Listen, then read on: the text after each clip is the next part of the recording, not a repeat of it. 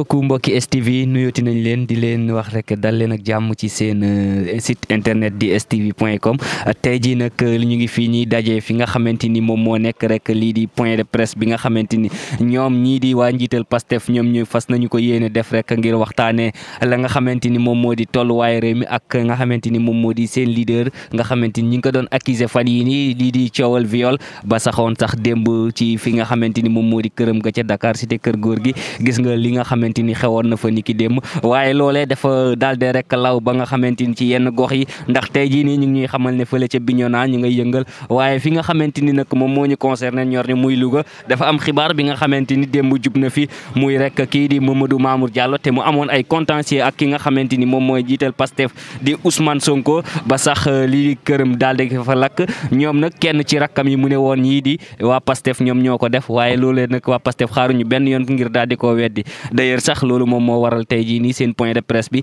gis ngeen ko léegi-léegi ci kanam dinañ ci dikk ci ni mu gën a yaatu ak yooyu yëpp kon mbokki internetu STV restez connecté dans la chaîne leader bientôt ñu indil leen lu leer li moo ñu tax a jug mu nekkoon Mamadou Ndiaye Ba di leen jaajëfalaat. Bonsoir chers militants et militantes. Nous adressons nos salutations à toute la population lougadoise ainsi qu'aux Sénégalais de manière générale. Je m'appelle Diaksa. Je suis le coordinateur adjoint départemental de Pastef Louga et en même temps responsable de la communication. Nous avons voulu un peu être en phase actuellement avec les recommandations en vigueur et les règles pour lutter contre la propagation de la pandémie. C'est pourquoi nous avons convié que quelques responsables pour cette déclaration de presse. Donc que je m'en vais lire.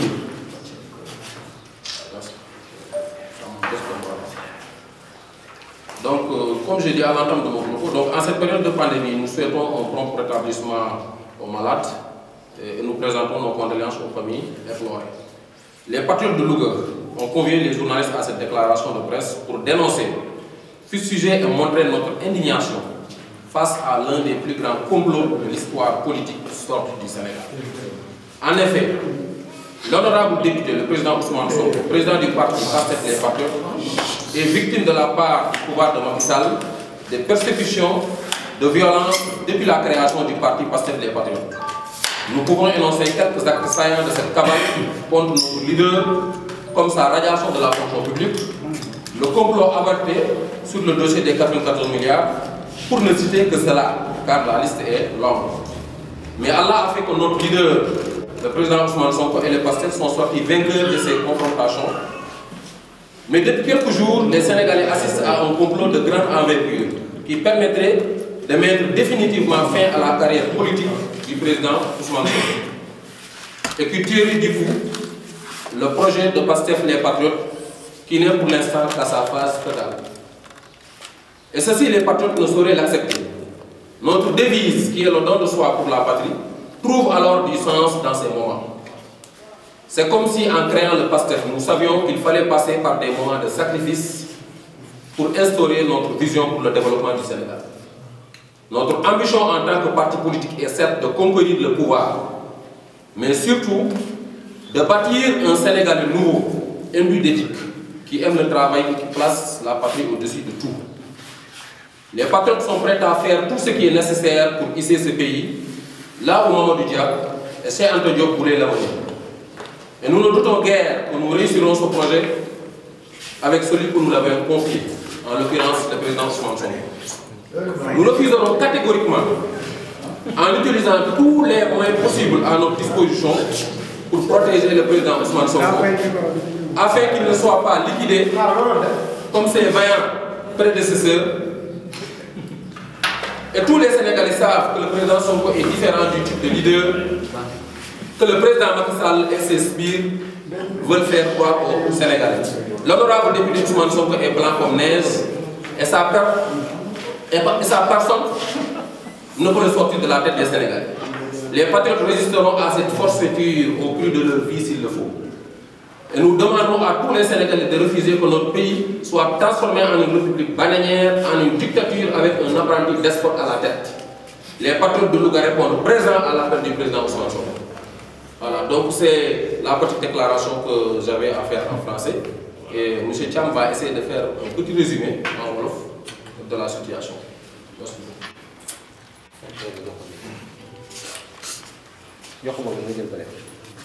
ku ci mbas mi di leen ñaan yàlla xaaral àjjana bu ngeen gisee nag peut-être tey mobilisation bi ñu réguler ko c'est parce que dañu nekk ci période pandémie moo tax ñu convoqué quelques responsables bañ nekk rek benn propagation bi yokk ci ndax ñun ci loolu moom moo tax mais bu ñu woote woon dëgg dana fees bi wala ci souci patriotique moom moo tax ñu mel ni ngeen donc ñu mën a ñëw rek tuuti ci li nga xam ne moo fi xew ci semaine bi passé parce que week-end bi ñu génn nekk na week-end bu metti un long week-end ndax ci ay kàcc ay fen ay tuuma yu ñu teg ci sunu président Ousmane Sonko. ñu ñëw rek ci quelques éclairages yu ñu xam ne si war nañ ko ci mën a apporter parce que feebar bi mu am Ousmane Sonko ñi ko am ñi ngi tëdd ci hôpitaux yi moom même ñi muy àndal kenn xamu ci woon sax loolu jot na ko ci noonu la wëree Sénégal gi yëpp. ak climat bi ni muy changé noonu la demee Daara noonu la demee Linguère noonu la demee Louga noonu la demee fépp jóge fi demaat aussi en Europe ci sedd bu metti kenn mësul xam ni li dal na ko donc kooku du koy tappale le président Ousmane Sonko nitu éthique la te éthique boobu noonu moom la bëgg a apporter ci étiquette politique gu Sénégal et ñiy politiciens xam nañ bu baax ni nous avons un projet ce projet boobu ñu am c'est pour le Sénégal c'est pour l'Afrique te ñoom loolu la ñu bëgg a faagaagal te loolu duñu ko nangu. mu ñëw tuuti rek ci li xew ci salon bi parce que ñun ñu ngi naan le président Ousmane Sonko lu tax demul mu dem ci salon bi demul ci n'importe quel salon bu mu dem c'est un salon agréé il y a eu un agrément nguur gi da ko saytu xool ba xam ne fii war na fee mën a ñu jox ko moom mu am ay këyitam président Sonko fu mu dem mooy fu am këyit bu mu ñëwee vérifier na ko loolu moo ci yoon ku fi demoon hôpital aussi dañ naan la fii mooy faj foofu ngay dem parce que ñooñu la nguur gi jox pour ñu mën a faj te noonu la fa demee bi mu fa demee aussi xool na gis ne am na caméra ci biti ak ci biir kuy làqatu doo dem foofu fuy am ay caméra ni ñu wax ci dëgg un crime n'est jamais parfait bi ñu ñëwee ci loolu gis na ni famille bi mi ngi dund ci biir donc beneen gage la garantie la boo xam ne leneen ne lii jàmm moo fi xew bu loolu weesoo bi mu fa génnee moom ñu ne ko ay maas dafa woo imaamam te Ousmane Sonko ko wàcc Alxuraan la dafa jàng wàcc Alxuraan mu woo imaam bi ci ku mu jàpp ni moom moo ko gën a féete ci xam-xam kooku ni ko comme da ngay faju rek amul góor ak jigéen ñun ñëpp am nañ ay soxna yi dañuy dem hôpitaux yi bu ñu fa demee gynécologue bi leen xool dafa mën na nekk góor da ngay faju ji rek donc bu ñu jaxase xelu nit ñi li ñu war a laaj kay te Ousmane Sonko wax ko mooy Adji Sarr mooy la fii la moom nan la ñu mën a ëppale ñun ba couvre-feu am moom mu mën a génn à 22h war a mën a génn ay oto di ko jël muy dem c'est kii kan moo ko fal député la wala maire la wala lan la ba mën a génn 22h ak ñun ñi jàngal di rendre la société di liggéey ñu sur la société kii nekk ci kiyam di liggéey la société kooku mënut a génn couvre-feu day toog lan la une fille une masseuse mën a génn à 22h dara fekk ko ci bu ñu détourner nit ñi nañ wax ci l'essentiel. Il y a un complot national et international parce que notre projet gêne voilà la vérité bu ma ñëwee ci loolu beneen bi à part Adji Sarr li ñu mën a wax mu lëndëm xelu nit ñi moom nan la ay journalistes mën a njëkk a jot Ousmane Sonko plainte bi loolu tey na xel il a été informé après journaliste yi jot plainte bi doo ko jot bu ñu dévier nit ñi encore une fois ci l'essentiel. Projet de liquidation bi Ndiak Sa di wax sànq ci en français moom moo am bi ñu rajee Ousmane Sonko gis nañ ci liñ ci teg ñëwoon suñu nemmeeku tour bi am na loi yoo xam ne nekkoon na fi bi Macky Sall di ñaan xaalis Omar Bongo kenn mësu ko génnee pourquoi ñu taxaw ba tey nemmeeku tour bi ñu ñëw pour un nouveau de nouveaux citoyens un nouveau type de citoyen boo xam ne da ngay bokk ci politique di participer di xam nu ñuy fale ki njiite sa parti di xam nu ñuy financer jël sa xaalis di ko au lieu que nit di rek moom xaalisam moom chaise yi ñun ñu indi beneen politique bu bees mooy di participer ñu bëgg a naasaaxal loolu génnee loi yoo xam ne bi Macky Sall nekk di ñaan Omar Bongo xaalis mi ngi fi woon yooyu yëpp ci projet liquidation Pastef la et nous disons non on dit non ñu ngi appelé nag xalif yi di xalif généraux bu ñu seetaan ñu ngi woo ñi nga xam ne si ñoom ñooy au niveau donc culturel ñoom ñoo ko yor le clergé ñu ngi leen di woo ñu ngi woo ñépp ci lii mu dakk léegi Sénégal dem ñu dem élection kii gagné Sénégal continuer parce que Macky Sall le président de la République bi muy ñëw di def élection yi Ablaye Wade ëppoon ay moyens fop Tanor Dieng ëppoon ay moyens y avait qui encore Moustapha Niasse aussi ëppoon ay moyens mais bi yàlla ne moom la dafa gagné na jeu bi clair ñu def ko ci jàmm ak salaam pour le bien du Sénégal parce que Sénégal day continuer li fi xew daal ñu xam ni complot la te les patriotes duñ ko d'accord duñ ko nangu. lii nag commencé na bu yàgg depuis 2012 à 2007 gis nañu ñu naan dictature rampante di ko bind fu ne ñu éliminer Karim Wade Khalifa Sall de 2017 à 2019 ñu ni la dictature elle n'est plus rampante elle est debout la dictature là ñun lu ñu fa gis ñu gis ni parrainage la indi système de parrainage éliminer ay adversaires lu ñu gis de 2019 à 2021 ñu gis ñu ni la dictature elle n'est plus elle est en marche mooy li ñu gis nii mooy éliminer l'adversaire numéro 1 Ousmane Sonko. Encore une fois ñu ngi woo Sénégal bi yëpp ñu mobiliser wu défendre le président Ousmane Sonko patriotiquement ci yoon nag tojloowul kenn président bi tojloowul kenn suñu ligne de conduite de parti bokkul ci yàq nous sommes des patriotes ni ñu koy waxee noonu la ñu koy jëfee gis ngeen ki tey nii on pouvait convoquer tous les responsables mais pour souci de bañ Covid bi yokk moo tax ñu defe ko nii donc yàqaloowuñu kenn parti bi ki bokk loolu bokk ci mais ñu ngi wax ñu ñëpp rek ñu prêt pour défendre le président Ousmane Sonko ci li yoon ci li ko loi mel encore une fois ñu ngi ci woo clergé bi di ci woo les xalif généraux ñëpp merci jërëjëf. am na benn frère Mamour Diallo bu leen accusé ne yéen lakk këram loolee lan ngeen ciy toog. loolu ñun ci réseaux sociaux yi lañ ko gisee te ñu ngi koy condamné jusqu'à avec la dernière énergie ñu koy condamné avec véhémence parce que idéologie Pastef yàq bokku ci toj bokku ci ñun noonu lañ ko gisee daal ci réseaux sociaux yi. mani ñun noonu lañ ko gisee ci réseaux sociaux yi. loolu noonu lañ ko gisee ci réseaux sociaux yi mënuñu ci sori loolu lañ ko gisee ci réseaux sociaux yi noonu lañ ko gisee ci réseaux sociaux yi patriotes yi nekkuñ ci loolu bokkul ci ñoom nous sommes des responsables ñi ngi gis ñëpp dañuy liggéey dañoo wàcc léegi moo tax dañoo ñu def ko 18 heures dañoo liggéey woon du wàcc tout le temps ci loolu la ñu nekk voilà.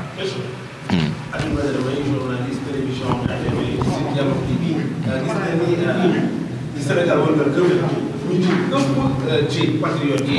bi ñu waxee dañoo teg seen loxo seen njiit tuumal ko ci wàllum viol. gis nañu ci ëpp ñoom dañoo descendre sur le terrain.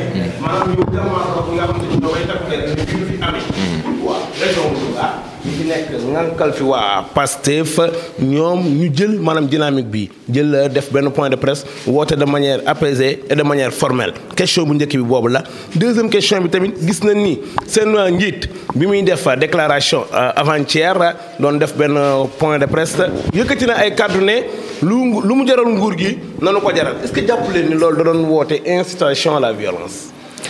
bon li xewoon kër Ousmane Sonko mooy dafa def appel peut-être gis na ni ñi fi jaar ñoom Karim Wade ak ñoom Khalifa Sall ni état bi jaar la ñoom ña fa demoon aussi dañoo demoon pour wane ko seen cofeel parce que gisuma fa kenn ku fa yóbbu xeer wala mu yóbbu fële nañ ña fa demoon nañ fa demoon pour manifester seen soutien peut-être que les choses ont débordé après te mu nekk lu nga xam ne ñun ñëpp ñu ngi koy ñaaw la j'insiste sur ça dañ koy ñaawlu toj sànni xeer yàq ñoom dañ koy ñaaw ndax bokkul ci parti loolu moom dugaluñu ci politique vraiment loolu la fa xewoon xam naa ne les choses dafa débordé ki rafetlu wuñ ko ci de tout bord loolu daal mooy li nga xam ne si mooy ci question bi ma njëkk ko posé mooy loolu beneen mooy le président Ousmane Sonko nga ni. ci bon laata ñu koy ñëw këram. waaw gis nañu ni moom ay kàddu ne lu mu jaral nguur gi nanu ko jaral ñun les patriotes est-ce que jàpp leen yéen seen leader comme yéen da ngeen ni ay patriotes ngeen yéen doo leen maanaam sànni doo leen yàq ay édifices publics est-ce que jàpp leen ni tey jii nii discours boobu mu teniroon barki démb est-ce que wootewul à la violence. Je ne pense pas parce que boo xoolee le président Ousmane Sonko il n'est pas violent ci éthique lay dox dama ni éthique boobu mooy dox ci loolu la bëgg indi ci politique Sénégal donc mënuma gëm président Ousmane Sonko di woote ngir violence bu ñu fàtte li mu wax lu leer la dafa ni man député laa bu mun bëgg a convoqué na nga xam bi nañu jaarale ci yoon li nga xam ne moom la ñu bind ci texte Sénégal ki loi yi nañ ko jaarale mooy ñun ay idée lañ moo ñu dugal ci politique ay conviction moo ñu dugal ci politique am na jot loolu dañuy liggéey ba wàcc ñëw donc ñi doon kas man gëw ma ni ñooñu ay patriotes ñoo ko def dama jàpp ne rek ñun infiltré la peut-être bëgg a yóbbu affaire ci beneen niveau voilà. kii di Ousmane Sonko lan mooy doon taxawaayu patriote yi fii nii ci biir Louga moo tax mooy wax. taxawaayu patriotique rek taxawaayu patriotiquement lu ñu loi di may rek ci loolu la ñuy nekk lu ñu loi di may ci loolu la ñu nekk ñaanuñu ko yàlla moo tax ñu appeler encore une fois xalif généraux yi ñu junn ak clergé ñëpp ñu ku ci gën a wax ñu Sénégal dem bu ñu demoon ba jàpp ko ñu ni ci yoon rek la ñuy dox parce que le mot patriote bi ñu jël dañ ko war di ko doxee di ko waxee waaw. En français. Il faut réfléchir sur la situation qu'il faudra adopter par rapport à ce complot, qu'on a été averti que bon, chez Mamour Diallo, il y a eu un incendie, et que d'abord, bon, quand ils se sont interrogés bon, en disant qu'ils ne savent pas celui qui l'a fait, leur esprit ne va qu'à travers ces gens-là. Donc c'est ça que j'ai entendu moi hier. Donc eux, ils n'ont même pas affirmé, je crois, de manière catégorique que c'est nous. Ils ont dit tout simplement que, comme il y a des casses au niveau ailleurs, et que ces casses-là ont été attribuées à des partisans de Sonko, leur esprit ne peut voguer que vers ces gens-là. Voilà. Mais nous n'avons rien à voir avec ces actes pareils. Comme a dit M. Thiam, nous sommes des responsables. C'est-à-dire qu'on se bat à la limite, on se bat à la régulière. On ne fait pas comme Macky Sall. Donc on se bat à la régulière. Et je crois que ces actes-là sont déplorables. Et, bon, nous les condamnons. Vraiment, on ne leur souhaite pas ça, mais on n'a rien à voir quand même avec ces actes pareils. Si Ousmane Sonko est arrêté, quel sera l'acte que les patriotes vont poser? De toute façon, vous savez, à chaque instant, notre stratégie est dosée. À chaque instant, on va allier notre stratégie avec ce qui est opportun. C'est-à-dire, actuellement, Ousmane Sonko n'est pas encore arrêté. Donc là, bon, partout ailleurs, vous avez vu qu'au niveau des 45 départements, les gens ont fait leurs déclarations, les patriotes, tous les coordinateurs communes, départementaux ont fait leurs déclarations pour dire à Macky Sall que nous n'aurons pas peur et que cette intimidation ne passera pas. Parce qu'il faut dire les choses telles quelles. Ça, c'est de l'intimidation. Si on retourne un peu en arrière, ben, d'abord, la première intimidation, c'est quoi? C'est de dire qu'on va dissoudre le parti PASTEF. Vous avez entendu ça par Antoine Diome. Il n'y avait pas raison de le dire. Après cela, maintenant, on va maintenant casser notre leader. Et tout le monde sait que l'objectif visé, c'est quoi? L'objectif visé, c'est de capturer Ousmane Sonko et peut-être de le liquider.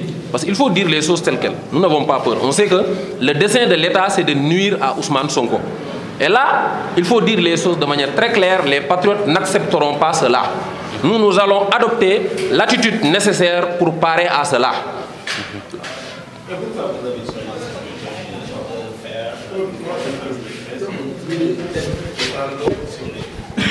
Acte ici à Louga.